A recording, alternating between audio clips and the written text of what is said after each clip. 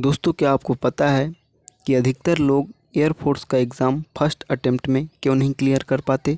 दोस्तों, उसका कारण यह होता है कि हम लोग एग्ज़ाम के पहले कई गलतियां करते हैं जिसकी वजह से हमको बाद में पछताना पड़ता है। तो दोस्तों, आज हम बात करने वाले हैं कि कैसे इन गलतियों से बचा जाए और हम अपने एग्ज़ाम को कैसे बेहतर बनाएं। दोस्तों, स्वागत है आपका हमारे YouTube channel defence knowledge KP पर। अधिकतर आपने लोगों को यह कहते हुए सुना होगा कि अगर एग्ज़ाम हॉल में माइंड सही से काम कर गया तो हमारा पेपर और अच्छा जाएगा। दोस्तों, सबसे बड़ी गलती हम यह करते हैं कि हम नींद को पूरा नहीं कर लेते हैं। जब हम एग्ज़ाम देने कहीं जाते हैं तो क्या होता है कि हम रात में या तो ट्रैवल करते हैं या तो दिन में करते हैं। अधिकतर लोग रात में ही करते हैं। तो होता क्या है कि हम लोग सही से नींद नहीं ले पाते, जिस वजह से हमारा दिमाग जो है वो बिल्कुल भी काम नहीं करता। और जब आप एग्ज़ाम देने जाते हैं और एग्ज़ाम हॉल पर बैठते हैं तो आपके शरीर से एक पूरा माइंड गर्म हो जाता है और उस टाइम पे आपको जो चीज़ आ रही होती है वो भी भूल जाती है। तो सबसे ज़रूरी चीज़ है कि आप अपनी नींद को कंप्लीट करें।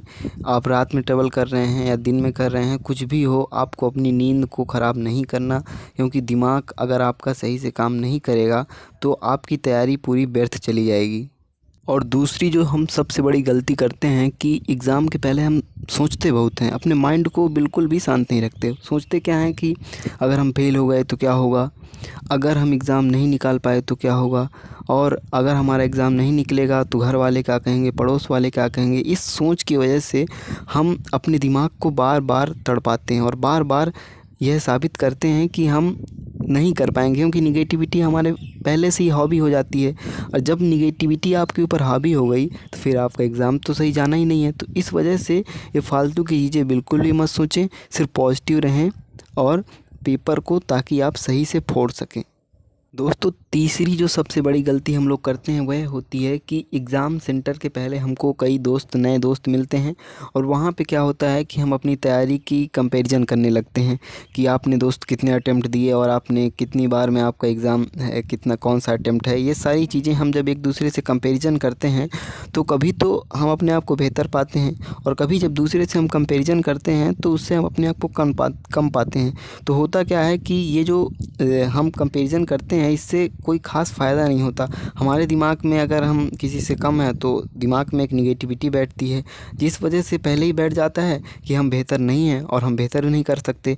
तो कंपैरिजन बिल्कुल भी मत करें। पेपर देने के बाद आप कुछ भी करें, लेकिन पेपर देने से पहले किसी से भी कंपैरिजन मत करें कि आपने क्या कैसे तैयारी की, कैसे नहीं की, क्योंकि उससे अब कोई फ़ायदा है नहीं। क्योंकि आपको अब सिर्फ एग्ज़ाम देना है और आपके पास टाइम तो है नहीं कि आप पढ़ पाएंगे। तो इससे अच्छा है कि आप शांत एकाग्र मन से बैठें और पेपर के पहले बिल्कुल भी इधर उधर दिमाग ना लगाएं। और अगर इधर उधर दिमाग आप लगा रहे हैं तो उसका नुकसान आपको भोगना पड़ेगा।